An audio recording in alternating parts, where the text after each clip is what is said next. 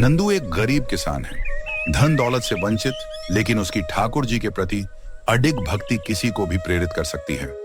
उसका जीवन कठिनाइयों से भरा है, लेकिन उसका विश्वास कभी नहीं डगमगाता। हे ठाकुर जी, मुझे शक्ति देना कि मैं हर कठिनाई का सामना कर सकूं। आपकी कृपा से ही मेरा जीवन चलता है।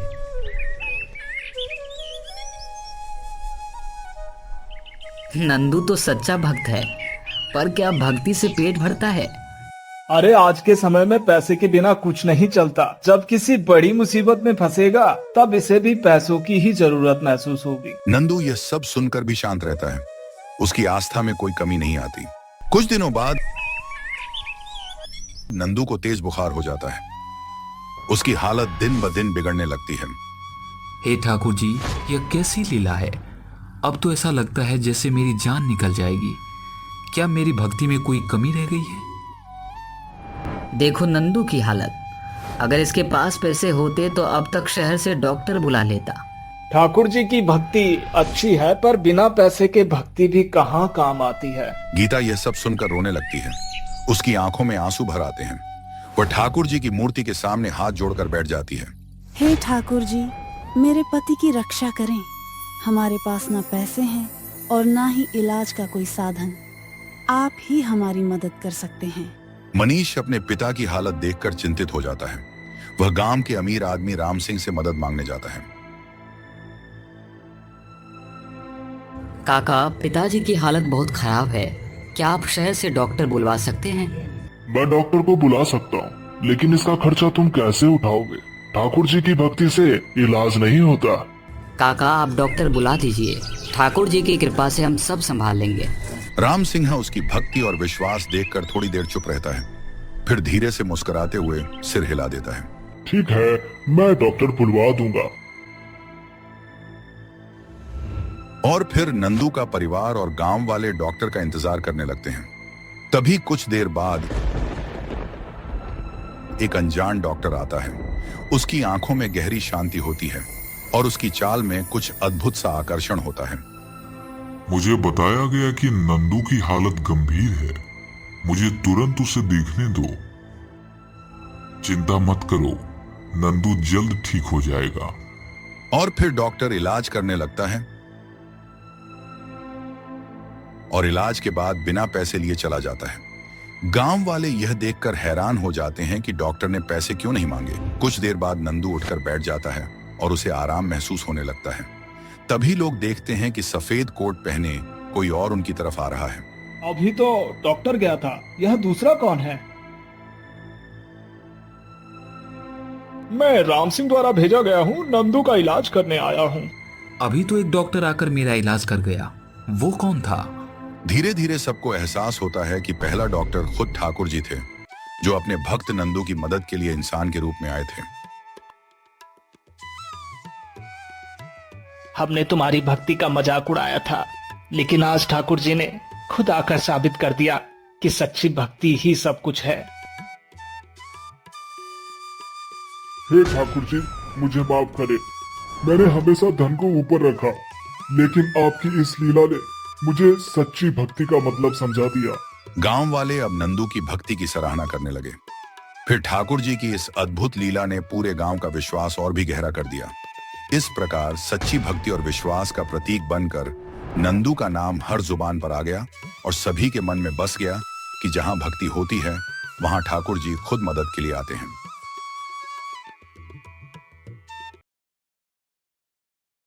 यह पैठन गांव है, जिसे संत एकनाथ की उपस्थिति से आशीर्वाद प्राप्त है।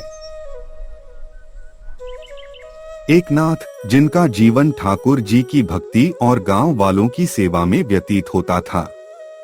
कहते हैं एकनाथ कभी क्रोधित नहीं होते। क्यों ना हम इसे परखें, देखते हैं वो कितनी देर तक शांत रह सकते हैं।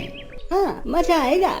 लेकिन कुछ लोग उनकी भक्ति पर विश्वास नहीं करते थे और इसे शरारत करने का मौका मानते थे। अरे संत एकनाथ, तुम अपने आप को संत कहते हो, लेकिन चलते ऐसे हो जैसे हमसे ऊपर हो। क्यों हमें तेरा सम्मान करना चाहिए? तू भी तो एक साधारण आदमी ही है। सारा दिन गांव वाले उनका मजाक उड़ाते रहे, लेकिन एकनाथ ने कभी अपना धैर्य नहीं खोया। उनका मन पूरी तरह ठाकुर जी में लीन था। इस आदमी का धैर्य तो सचमुच ईश्वरीय है। मैंने कभी किसी को ऐसी शांति से सहन करते नहीं देखा।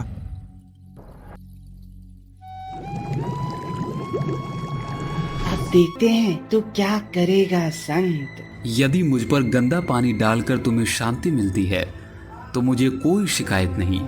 मैं तो बस यही प्रार्थना करता हूँ कि ठाकुर जी तुम्हारे दिलों को शुद्ध कर दें, जैसे इस पानी ने मेरे शरीर को साफ कर दिया। कैसे हो सकता है कि एक आदमी जिसे हमने इतना अपमानित किया हमें क्षमा कर दे? क्या वो सच में इतना महान है?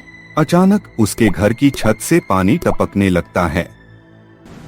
बारिश तेज होती जा रही है और घर के अंदर पानी भरने लगता है। उसकी पत्नी और बच्चे डरते हुए उसके पास आते हैं। अब क्या करेंगे? छत तो टूटने ही वाली है। कृपया मेरी मदद करो, मेरा घर गिरने वाला है, पानी भर रहा है। वह एक एक करके गांव वालों के घर जाता है, लेकिन कोई भी उसकी मदद करने को तैयार नहीं होता। तूने दूसरों के साथ जैसा किया है, अब भुगत। हम क्यों तेरी मदद करें?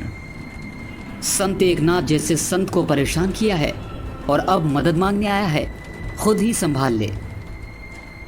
रघु घबराहट में इधर उधर दौड़ता है, पर हर दरवाजा उसके लिए बंद हो जाता है। वह हताश होकर सोचता है कि अब वह क्या करे। आखिरकार उसकी नजर संत एकनाथ के घर की तरफ जाती है, जिसे उसने सबसे ज्यादा परेशान किया था। अब वही उसकी आखिरी उम्मीद था। रघु संत एकनाथ के घर की तरफ भागता है, भले ही उसने ही एकनाथ का अपमान किया था। संत एकनाथ, कृपया मेरी मदद करें। मेरा घर पानी से भर गया है, मेरी छत गिरने वाली है। आओ, तुम्हें चिंता करने की जरूरत नहीं है, ठाकुर जी सब ठीक कर देंगे। चलो देखते हैं। एकनाथ गांव वाले के घर पहुंचते हैं। वे एक एक करके पानी निकालने में उसकी मदद करते हैं। वे कुछ गांव वालों को भी इकट्ठा करते हैं और मिलकर छत को ठीक कर देते हैं। आपने मेरी इतनी मदद की, जबकि मैंने आपको इतना तंग किया। आप मुझसे बदला क्यों नहीं लेते? मैं बदला लेने में विश्वास नहीं करता। जो व्यक्ति ठाकुर जी के शरण में है, उसके दिल में केवल करुणा होती है। यदि मैं तुम्हारी सहायता नहीं करता तो मेरी भक्ति अधूरी होती। ठाकुर जी सबको माफ कर देते हैं और उनकी कृपा से मैं भी। संत एकनाथ, आपने हमें जीवन का सच्चा रास्ता दिखाया है। अब मैं भी ठाकुर जी की भक्ति में अपना जीवन समर्पित करना चाहता हूँ। सच्ची भक्ति वही है जिसमें प्रेम और क्षमा हो। ठाकुर जी सबका कल्याण करते हैं। अब तुम भी उनके शरण में आओ और अपना जीवन सही दिशा में ले जाओ। रघु और उसका परिवार अब एकनाथ के साथ मंदिर में नियमित रूप से पूजा करने लगते हैं। उनकी जिंदगी बदल जाती है। गांव वाले भी उनके बदलते व्यवहार को देखकर हैरान होते हैं। संत एकनाथ की कहानी हमें यह सिखाती है कि भक्ति का असली अर्थ दूसरों की मदद करना और उनके प्रति दया दिखाना है, चाहे उन्होंने आपके साथ कुछ भी किया हो। यही ठाकुर जी की सच्ची कृपा है।